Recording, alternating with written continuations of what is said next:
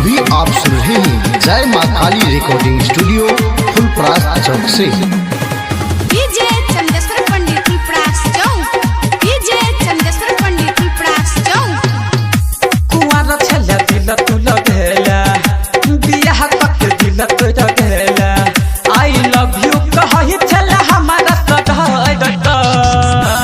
के तोहरे खातिर जेबै जवाना कछोड़ कुंवारा छल्ला दिल तुला भेला, बियाह तक दिल तुला भेला। कुंवारा छल्ला दिल तुला भेला, बियाह तक दिल तुला भेला।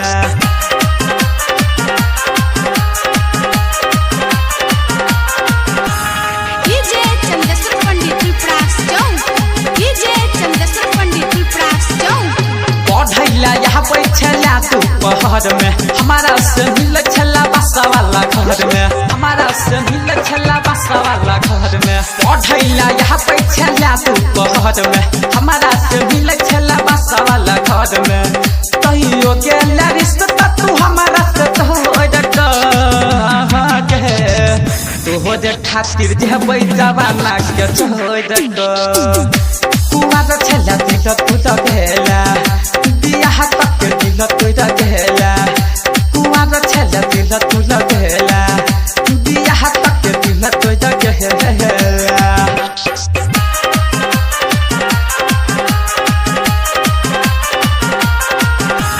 डीजे चंदेश्वर पंडित फुलपरास चौक, डीजे चंदेश्वर पंडित फुलपरास चौक। कोना के विषय गेला ना भावाला बात गे, हमारा से कहरै छला मुलाकात गे, हमारा से कहरै छला मुलाकात गे। कोना के विषय गेला ना भावाला बात गे, छुप छुप के कहरै छला मुलाकात गे। हमारा से मुह गेला तू किया मोर गे, तोहरे खातिर जेबै जवाना के छोड़ कुंवारा छल्ला दिल तुला भेला, बियाह तक दिल तुला भेला। कुंवारा छल्ला दिल तुला भेला, बियाह तक दिल तुला भेला।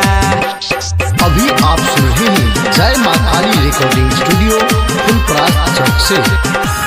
डीजे चंदेश्वर पंडित फुलपरास चौक, डीजे चंदेश्वर पंडित फुलपरास चौक।